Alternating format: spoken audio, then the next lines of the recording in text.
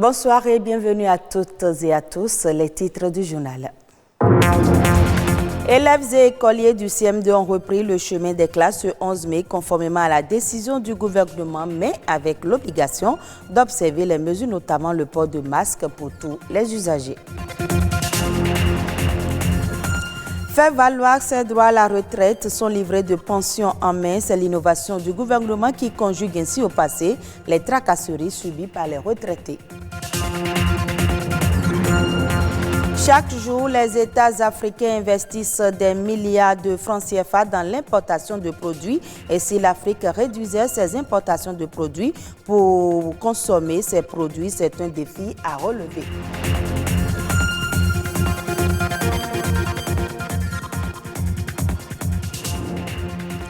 Merci de votre fidélité. Reprise des classes ce lundi 11 mai après plusieurs semaines d'arrêt de cours. C'était une décision du gouvernement qui avait fermé les écoles dans le cadre de la riposte contre la COVID-19. Une reprise des activités pédagogiques conditionnée par le respect strict des gestes barrières, à savoir la distanciation sociale, le port systématique des masques et le lavage régulier des mains. Une de nos équipes a sillonné quelques établissements scolaires.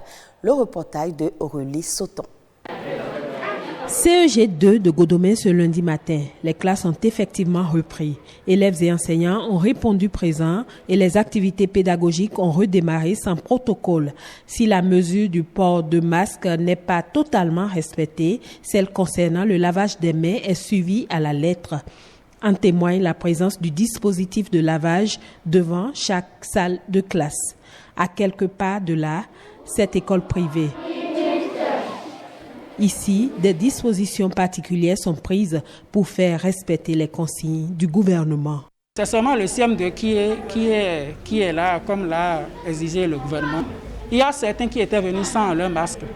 Donc, pour observer les mesures barrières, j'étais obligé de renvoyer tous ceux-là qui étaient sans masque. Ils sont partis à la maison pour revenir maintenant avec leur masque. Donc, par rapport à la classe, c'est vrai, nous sommes privés, les classes ne sont pas si vastes. Mais la classe dans laquelle nous sommes actuellement, c'est une classe de la maternelle qui est un peu plus vaste. Donc, on les a mis dans la classe et puis afin de respecter les mesures de distanciation. Même la récréation est organisée de sorte à faire respecter la distanciation sociale. Ils sortent classe par classe. Une classe finit sa récréation, l'autre va en récréation. C'est ce que nous avons fait pour la récréation. Pareil dans l'enceinte de ce complexe scolaire situé à Togbendaro. Un point d'honneur est mis sur le respect des gestes barrières. Déjà à l'entrée, vous allez voir un dispositif de lavage des mains. Et après ça, dans les classes, nous avons essayé de classer les enfants avec une distance, un écart d'au moins 1 mètre. Et ils sont disposés en dents de scie pour ne pas se toucher. Il y a un gel de lavage des mains qui est disponible aussi et qui est pressé à chaque fois sur les mains pour pouvoir désinfecter les mains. Tous nos apprenants ont leur masque et c'est exigé. Déjà avant d'entrer dans l'établissement, ça se contrôle. De part et d'autre, l'accent est mis sur la sensibilisation afin de conscientiser les apprenants sur l'importance du respect des mesures. Il n'y a pas de sanctions prévues, mais nous sommes là et nous les contrôlons à chaque fois. Nous passons régulièrement devant les salles pour vérifier si réellement les masques sont sur leur visage et si réellement tous ceux qui sont dans la classe ont pris part le lavage des mains avant d'entrer en salle. On essaie de les sensibiliser en classe. Vous devez faire ceci, vous devez faire ça pour éviter ceci, pour éviter ça. À l'endroit de ceux qui ne veulent pas respecter. Donc, si c'est le port de masque qui n'est pas respecté, c'est le renvoi. Si on vous surprend, vous voulez frauder, vous ne voulez pas vous laver les mains avant d'entrer, on va vous faire revenir. On peut retenir que chaque établissement trouve les moyens de faire respecter les gestes barrières afin de protéger les apprenants. Toutefois, la responsabilité des enseignants et des parents est aussi engagée en vue de mettre les enfants à l'abri de cette pandémie.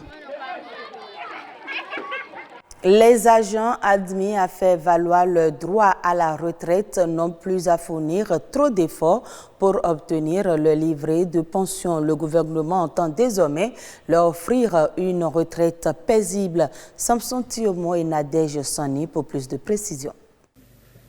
Après 30 ans de loyaux services rendus à la nation, voire plus, les agents de l'État admis à la retraite ne devraient plus éprouver autant de difficultés à obtenir le livret de pension. Depuis peu, des réformes ont été introduites pour réduire les tracasseries des retraités. Au départ, l'agent de l'État est appelé à produire 31 pièces. Aujourd'hui, quand toutes les réformes seront faites, l'agent de l'État pourra, avec 10 pièces, entrer en possession de son carnet de pension. Une simplification de la procédure vitale pour le pensionné. Plus de 21 pièces retirées du processus pouvant aboutir à l'obtention du carnet de retraite. La réforme tourne autour de 3 axes: dématérialisation, pension et numérisation.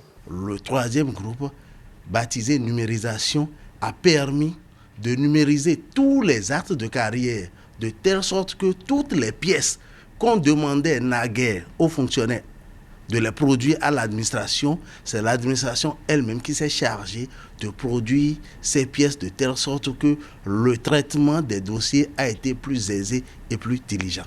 La phase pilote de ce projet a permis à 209 retraités de bénéficier de leur livret le jour même de la fin de leur carrière. Et pour que cette réforme soit effective pour tous, le processus devrait être enclenché quelques mois avant le départ à la retraite. 1 an avant la date d'admission à la retraite, le processus est mis en branle. Et 6 mois avant la date prévisible pour le départ à la retraite, le dossier est envoyé dans le circuit du ministère des Finances pour que la direction des pensions et des rentes viagères puisse concevoir le carnet de pension pour permettre à l'agent de bénéficier et d'obtenir ce carnet le dernier mois, et il part à la retraite avec ce carnet, et à la fin de ce mois, le salaire devient pour lui pension. La réforme, telle que pensée par le gouvernement, prend en compte la délivrance à bonne date et la régularisation des dossiers des années antérieures. Au 1er juillet 2019, 230 autres pensionnés devraient être admis à la retraite en possession de leur livret. Le comité envisage également de relancer les différents directeurs de l'administration et des finances pour mettre à jour les dossiers incomplets antérieurs à la réforme. L'Afrique doit relever de nombreux défis. Le continent doit pouvoir proposer et consommer ses propres produits. Son essor en dépend, mais c'est également une question d'ordre culturel. Adama Kounou est entrepreneur africain et nous en parle. Le consommant local, c'est cultiver local, transformer sur place, consommer ici. Voilà, quand on dit local, c'est toute l'Afrique, c'est le Bénin, c'est le Togo, c'est le Congo, c'est l'Afrique du Sud, c'est le Maroc, tout ça là, on appelle ça local, c'est l'Afrique. Le consommant local rencontre de gros défis. Le premier est culturel, parce que depuis des décennies, depuis les indépendances, les colons, le blanc nous a formatés à ne croire qu'aux produits qui viennent de l'extérieur. Donc aujourd'hui, dans nos pharmacies, dans nos supermarchés, nos boutiques sont remplies donc de produits qui ne viennent que de l'extérieur. Et c'est seulement cela que nous croyons. Vous ne pouvez acheter un produit et le consommer que quand vous croyez en ce produit, quand vous avez confiance en ce produit. Donc, et le consommant local a un problème de confiance. Tout ce qui est fabriqué localement n'est pas bien, n'est pas de qualité, ne respecte pas les normes. Voilà, on ne croit pas à nos frères africains. Tout ce qui vient de l'extérieur est européen, est chic, est beau, etc. Donc voilà, c'est le gros problème du consommer local. Et souvent, nous percevons la chose sous l'angle agroalimentaire. Mais il y a l'angle textile, vestimentaire, il y a l'angle intellectuel, et puis tous les autres angles, l'angle stratégique aussi, politique aussi. Ce défi du consommer local va être relevé, selon moi, à 2 niveaux. Le premier niveau, c'est le niveau culturel. Nos parents produisaient africains, ils consommaient africains, ils avaient la santé, ils vivaient longtemps. Donc, consommer des produits de l'extérieur et abandonner les produits locaux, c'est perdre son identité. Donc, c'est une question identitaire. Être africain, c'est produire africain, transformer, consommer africain. Donc nous voulons être nous-mêmes simplement. La deuxième problématique, c'est une problématique économique. Tant que nous devons et nous allons consommer les produits de l'extérieur, nous allons continuer d'enrichir l'Asie, l'Europe, l'Amérique au détriment de l'Afrique qui a un gros problème au niveau politique, au niveau économique, social, la délinquance, etc. Les jeunes qui prennent le bateau, qui se noient parce qu'ils vont aller chercher l'emploi. Donc quand nous nous mettons à consommer, nous allons donner la chance aux entrepreneurs africains de trouver un marché pour leurs produits. Nous allons donner la chance aux entrepreneurs de grandir, donc de consommer la main-d'œuvre locale et de générer des ressources pour permettre à ce que nos pays deviennent indépendants. Voilà donc les raisons principales pour lesquelles il faudra revenir au consommer local. Les menstrues constituent un moment important dans la vie d'une jeune fille qui passe de l'enfance à l'adolescence. Dans de nombreux pays, les filles vivent cette période avec trop peu d'informations et d'aide, alors qu'une bonne hygiène menstruelle peut sauver des vies. Et il est important de briser les tabous afin de permettre à la jeune fille de bien vivre ses menstrues. Suivez ce reportage.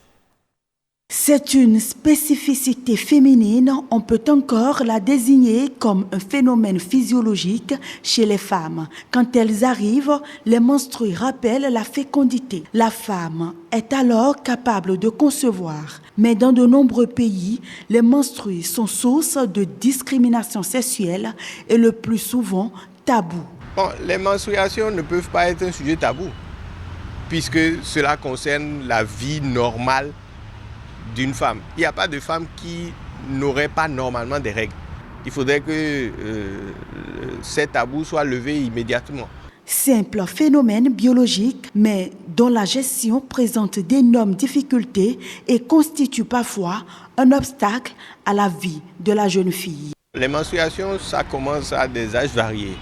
En moyenne, on s'attend à avoir les règles la première fois autour de 14 ans.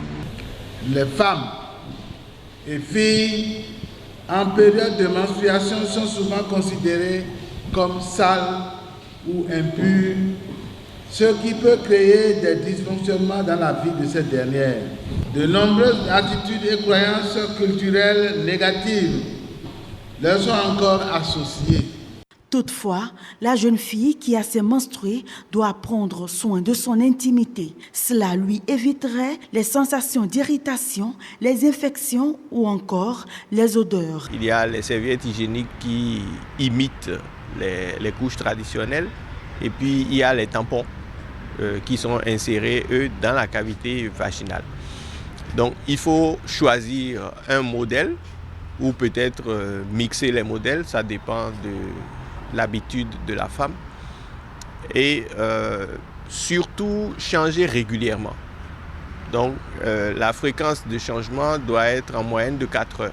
Briser toute superstition liée aux menstrues et assurer aux femmes de bonnes conditions sont les problématiques importantes du développement. La célébration de la Journée mondiale de l'hygiène menstruelle à l'Université d'Abomey-Calavi a été l'occasion pour dialoguer sur l'environnement de l'hygiène menstruelle et à émettre quelques pistes de solutions. Arc du Bénin en hausse de 16%, les recettes fiscales du Cameroun grimpent à près de 1 milliard de dollars au premier trimestre 2020. Cette performance est la résultante des réformes de modernisation de l'administration fiscale menées avec l'appui constant des autorités au cours de ces dernières années, ce qui a permis au système de collecte de faire preuve d'une forte capacité de résilience avec les moments de crise. Cependant, la mobilisation des recettes fiscales pourrait être compromise pour le reste de l'année à cause des chocs du Covid-19, car avec un objectif annuel de 2103 milliards de francs CFA de recettes à mobiliser, l'administration fiscale avait tablé avant la crise sanitaire sur un taux de croissance de 4% et un coût du baril de plus de $50. Et ce sera tout pour ce journal. Merci de l'avoir suivi.